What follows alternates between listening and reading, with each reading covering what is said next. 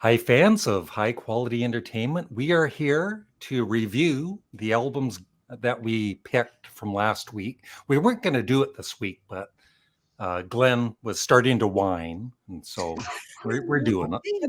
And I have a great idea. I usually start. Why don't you start, Steve, with your review? Wow, that is We'll really switch it this that's time. forward thinking of you, Isn't Larry. that a great idea, Steve? Larry is always thinking of others before himself. Yeah. Amazing. Okay. Well, Even though it's my channel and I should start first, but I'll let it go this time. okay. So I selected Larry. You had presented Paul McCartney's Chaos and Creation a couple weeks previous, and I also selected Glenn's The Lowest of the Low, which he had presented like the first week we did this, I think. Mm-hmm. So I will do Sir Paul first. Okay, Larry. Mm-hmm. Marsha and I traded a couple texts about this album during the course of the week, and I knew going in it wasn't an album that I hadn't listened to much. And when I looked at my spreadsheet, I see it was released September 12th, 2005. I listened to it September 13th, 2005. I did not listen to it again until November of 2020. Oh, wow. Out listening to it. And then I listened to it 2 more times up until this challenge. So I think, going in, this was not going to play well with me. So I played it 1, 2, 3, 4 times this week. And when I was done, I thought, or after my third listen, I thought, am I really going to give it that score? And I said, I need to sit down and listen to it one more time and take notes. So as I did, first song, I have Jaunty Number, which, okay, that's a plus. It's just a nice little kind of tune on piano, basically. Next 3 songs, my notes say Devoid of a Melody. Next 2 say okay, and the next 4 say blah. Promise to the Girl, I think it is. That's probably the best song on side 2. And then I've got 2 more blahs. So most of McCartney Steve, stuff, have I told you you can be replaced? Most of McCartney stuff, 1980 and beyond, I've had a tough time with. Flowers in the Dirt from 89, I like a lot. Flaming Pie from 97 I like, and New from 2013 I like. Those are really the only 3 albums in the last 45 years of his that I've liked. And I mean, 45 years, that's 1.5 Sam St. John's. So I am giving Sir Paul and I have it down here. Just have to remember what this was. A 2.5. Whoa, that's Marsha material. Well, remember, Glenn, we've adjusted our scoring to Marshall thinking. Yeah. This is my second favorite Paul McCartney album. Is it really? Yes. Wow. Yeah. Wow. Over Ram, Band on the Run. I hate you, Steve. But his favorite is Memory Most Full or whatever. Oh, well, that one might even be worse than this. No, I think Press to Play is probably maybe his worst. It is, yeah. Yeah. So an album not for me. When I play an album like this, I sit there and I think, it's when I start thinking about my mortality. I'm like, I've got maybe 20 years left. Am I ever going to waste my time now listening to this album again? I won't, because I played it 4 times this week. So that album is out of my repertoire. So, Chris, have you heard the album? Oh, you gave it a 10. Yeah, I loved it. Chris loved it. Yeah, I loved it. Yeah. I don't know how you can do it, Chris. You said you can listen to it as standalone, not factoring his previous material. I just can't do that. And it's not just McCartney. I just can't do that with any artist. I mean, the VC is full of videos ranking albums' discography because of that. So yeah, it's just I can't do it with all of his solo work, but I really like this one. Yeah. Okay. And Steve, I got to correct you on something. You said you think you got 20 years left. If you keep doing stuff like that, to Larry, you don't have 20 years left. There's no way. I mean, 20 years on Earth or 20 years on this show? No, Earth. He might make a trip to Chicago. And be careful. All right. Well, he might have somebody riding shotgun with him after this next review. Okay. I don't think Glenn heard that. I didn't. Oh, I said Larry might have somebody riding shotgun with him after you hear this next review. Oh no. You don't say this is one of my favorite albums of all time and my favorite Canadian band. Okay. Over the Guess Who? If you don't like this, I lose all interest in what you have to say. Over the Guess Who, even? Yeah. Wow. Is your first exposure to them a live experience? No? No? Okay. Because when I started playing the album, I thought, oh, you know what? These guys might be fun live. And they are great live, actually. Because sometimes that's kind of a first connection people make. And I played the first couple songs and then kept going on and on. I just wasn't hearing much different from song to song. It was just, to me, kind of the same kind of stuff. But then I did check them out live, and you're right, they are entertaining live. And I thought, okay, maybe that'll bring me back into it now, and I'll try this a little more. But it was an album I just could not get into. I can't say I'm wild about his voice. That's one of the things. It's not an off-putting or offending voice. It's just there's nothing that grabs me. So, and I mistakenly, Brian from Embryonic Robot let me know this morning when I did my video of what I listened to this week. I mentioned I happened to pull this album on the Album Exchange, so I've listened to this a number of days, but I had actually said the low of the lowest. Oh, and Brian corrected me, and I said, well, that might have been a Freudian slip. Because this is better than McCartney's album, but not by much. I'm giving it a 3.5. Oh, yuck. Yes. Okay, I got a good tissue. So, oh my God, Glenn, do you want to vote now about booting Steve off of our show? Yeah, I think we should just shut down this review right now. Or do you just want to gas up the car? And whose idea was it to do one before Christmas? Okay, that Glenn, man right there, Glenn Calloway. That's okay, Steve. We all can't like the same thing. No, I know. I like the album when I. That's the beauty of this. I mean, you turned me on to the Tedeschi trucks. I probably never would have tried them had you not suggested them. So, Glenn, I hope that me buying those four albums. I still love you. I still love you, Steve. Okay. All right, Glenn. My next. Yeah, you get to rank mine.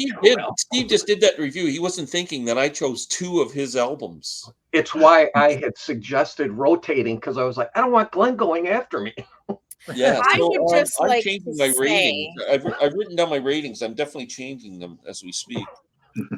Okay, so I chose two Steve albums last week. Ian Hunter's Artful Dodger and Soul Savers, The Light, the Dead Sea. So I'll start with the Soul Savers. I thought the first song was a strong opener and kind of had my interest. I thought this could be a pretty good album. But again, like you said, there's I can't find a difference between any of the songs. Like it's overproduced big time. Like I think this would have been a great album if somebody who's in that studio said, enough of the strings. Like, can we just get the orchestra out of there? It's just, I hate orchestration on songs. I find that it just adds too much. It takes away something about silence in music is very important. Like, so even like Davis said, it's the space. The strings. I was going to say, but your favorite album. It's the space between the notes. Oh, okay. That's what makes music. And there's no space between any notes. It's filled up with through the whole thing. And I like the guy's voice.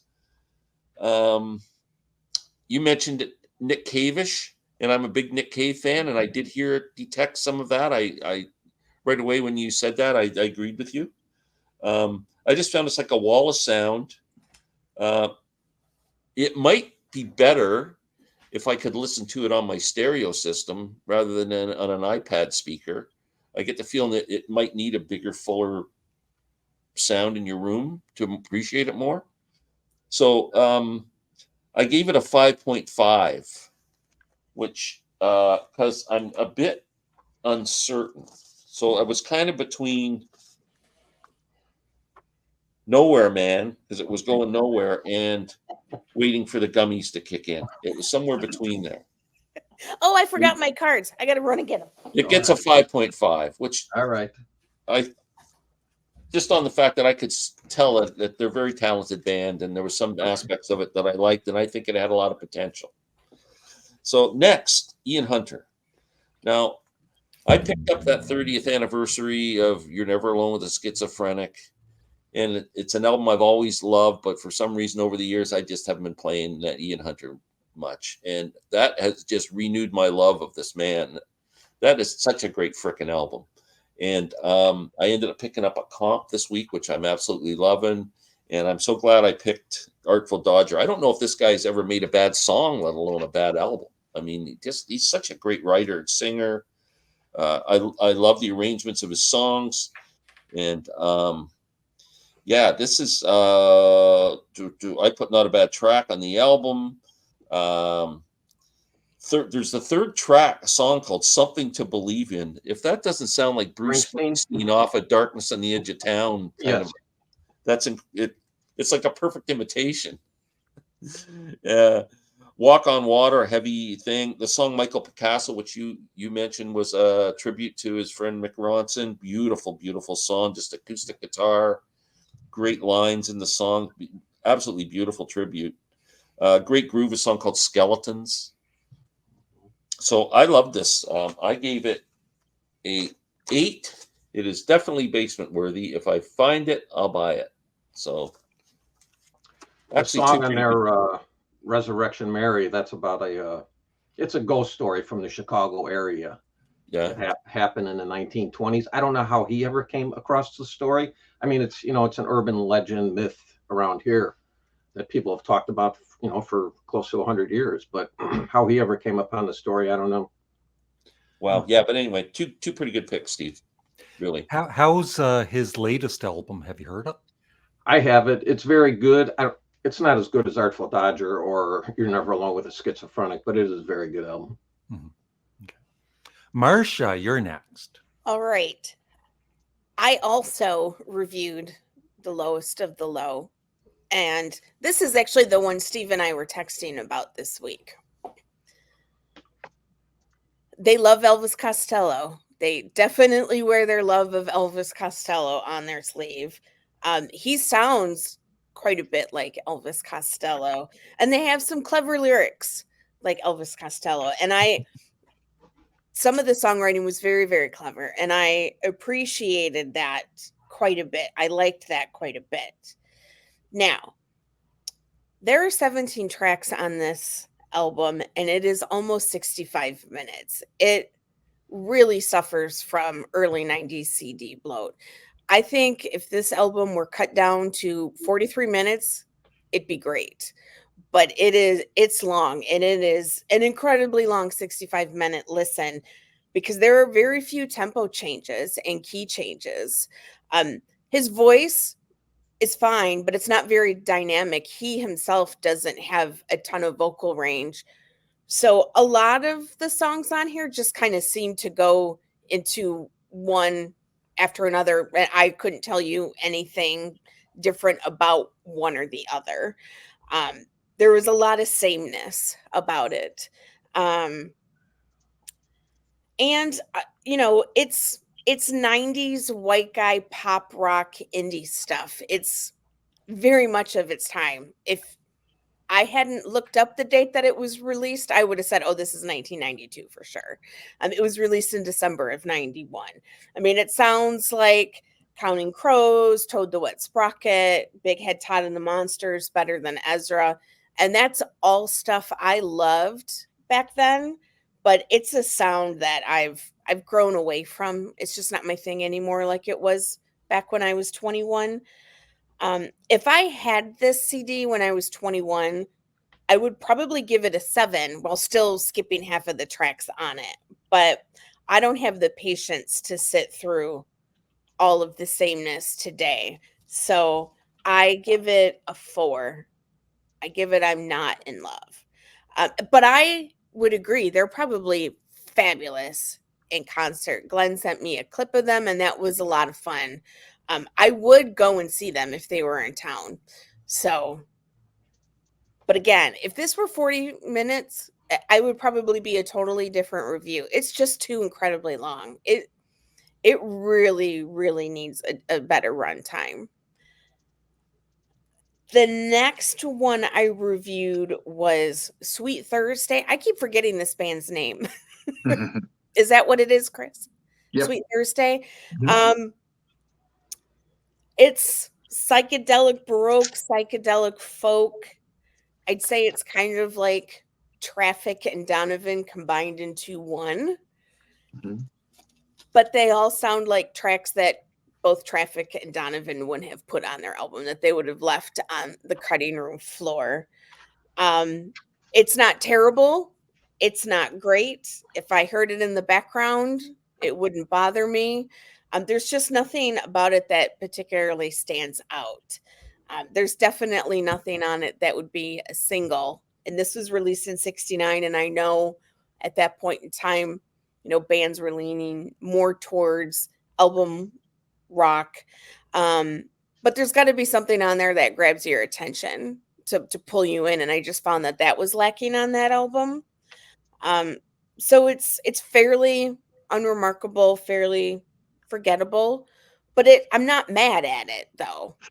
So I give it a 4. I give it a I'm not in love.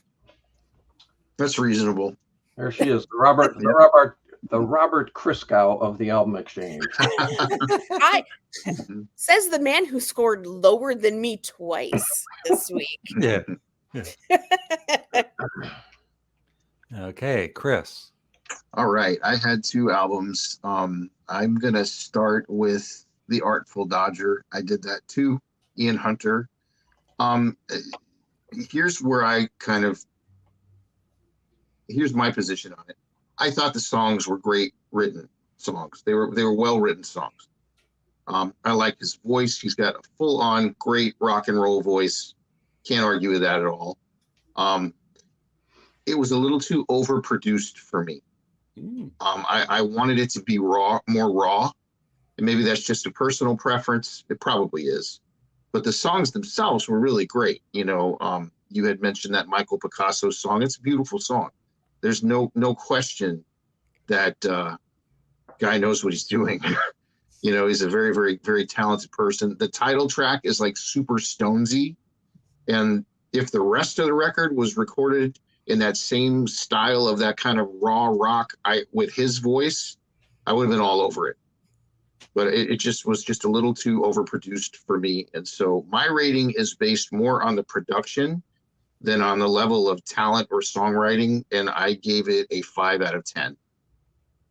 So that is Ian Hunter. My next one was Nectar, Down to Earth. Interestingly, it was referred to as prog. If this is prog, this is like the happiest prog record I think I've ever heard. It's super melodic. It's super melodic. It's the bass is very quick, Chris Squire. Yeah. But it's like the bass just bounces off the walls in a great way. Especially on the track That's Life. The bass is just incredible. Yeah. Here's my unapologetic, frustrated journalist quote. This is what I came up with. This album is like if The Benefit of Mr. Kite, That's the Way by Led Zeppelin, and Soul Love by David Bowie were put into a blender and then served over your favorite flavor of ice cream. Oh, that sounds delightful. Yeah. That's what I'm saying. Glenn, you would love this. With a cherry on top. I absolutely loved this record. And I didn't try hard. It just hit me from the very first song on. I was like, this is really easy to like. Yeah. Sometimes you try to find things that you like and you gravitate toward them slowly. I didn't have to do that. I really like this record I like it way more than the one I have, which is great. But this Which one do you have? What's the name of it? Remember the Future? That's it. Remember That's the the Future. one I have too. Yeah. Down to Yeah. Earth this is my favorite Nectar Oh, album. Yeah. interesting. It's really quite good. I only got to listen to it twice, so I'm giving it an 8 out of 10 because of the amount of times I actually heard it. But my guess is that if I keep listening to it, that would go up. Yeah. Yeah. Yeah. I've played this probably 5 times this week. Did you say it's your favorite Nectar album, Larry? Yeah, I think so. Wow. Even over Remember the Future, Tab in the Ocean, huh? I haven't heard of Tab in the Ocean yet. Okay, Tab in the Ocean's right before Remember the Future. Yeah. But yes, you were right, Chris. You nailed it. It is prog pop music. Yeah, it's feel good music. It's feel good music, but at the same time, you've got the intricacies of really great musicianship going on around it. Yeah. So I liked it very much. Okay. Great suggestion. All right. Okay. It's my turn. Yay. All right. Why am I always last? That's what I like to know. Okay. I was given. Because you're slowest. Yeah. I was given the Beach Boys' Friends album from 1968. And it is such a short album. It's 24 minutes long. Wow. The first song, I'm starting to listen to the very first song. Oh, that's nice. And it was over before it started. It's a 38-second track. And so my first listen through it, it sounded kind of, I don't know, pretty cheesy. The Beach Boys are known to be cheesy sometimes. But on further listens, I just started to really appreciate it. And I just think it's a gorgeous album. It's, I guess they say it's lo-fi, although it sounds great. Just, simple instrumentation, gorgeous vocals, of course. It's the Beach Boys. And I would definitely buy this. I've looked it up on Amazon. It's like $30. I'm not paying $30 for it, but I would definitely buy it if I could. I give it a 9 out of 10. Yeah, but you think Pet Sounds is a masterpiece. Yeah, it is. It's fine. Okay. Now, the other one is Corinne. Is it Corinne? Yeah. Corinne Bailey Ray, which was Glenn's offering. I'm going to get slammed again. I can see it coming. I've listened to, I liked it right away. I love her vocals. I love the different genres she does in it. She does like this experimental jazz and a couple of like punky songs. And it actually reminds me of like a female version of David Bowie's Black Star. Oh, wow. And That's I loved the album, Glenn. Wow. I give it, what did I give it? Ding, ding, ding, ding, ding. I got bonus points. I'll give it a 9.5. Holy cow. What's weird is I just got this in the mail. I'm shocked. I spent, it was $27. I got 3 copies of it. I got 3 copies. I didn't pay for 3. Yeah. Well, return one, get a credit. Return one and get a credit. No, maybe I'll do a video giveaway or something. I would return one and get their money back. Pay it forward, Larry. Yeah, but I just absolutely loved it. Her vocals are really kind of like sultry, and I just love that she's taking chances throughout. So Awesome. Highly recommended. Great choice, Glenn. Excellent. 9.5. What's refreshing to us older folks is that it's actually a younger, well, I'm youngish, 40, young to us, who's putting out new music, and we appreciated it. Yeah. It's hard to find. Yeah. All right. Well, I'm calling collusion on Chris and Larry because they do nothing but give each other good scores no matter what album is presented. That was I'm mine. That was telling my you. choice. That was mine. No, I'm not talking about that one. I'm talking about. You know why, Steve? Because Chris and I really love music, unlike you other people. Okay, Larry is giving Chris's picks 8. Here's my theory. 8.5, 9. I generally don't pick something I don't think I'm going to like. Yeah, and You Chris know, is so giving- so Chris is I giving Larry's more than picks. likely they're halfway there before I hear them. He's giving them 7, 8, 10, and 8, and one of them was Ween.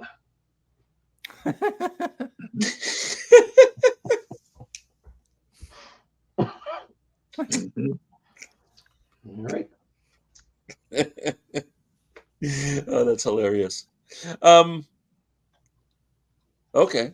I think that's it, Ben. So we will return in the next episode to hand out more very bad albums. We end with drama. It's great.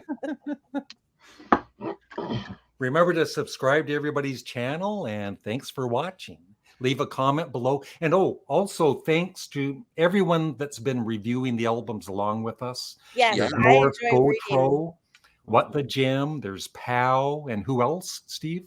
I think Morris? James Winston did. I think Mr. Ed did. And forgive me if I'm forgetting some, but Yeah. Thank you all for participating. It's awesome. Yeah, I especially like it when people say nice things about the albums that I present. So please keep that Of up. course. Has anyone done that yet? Yes. Um,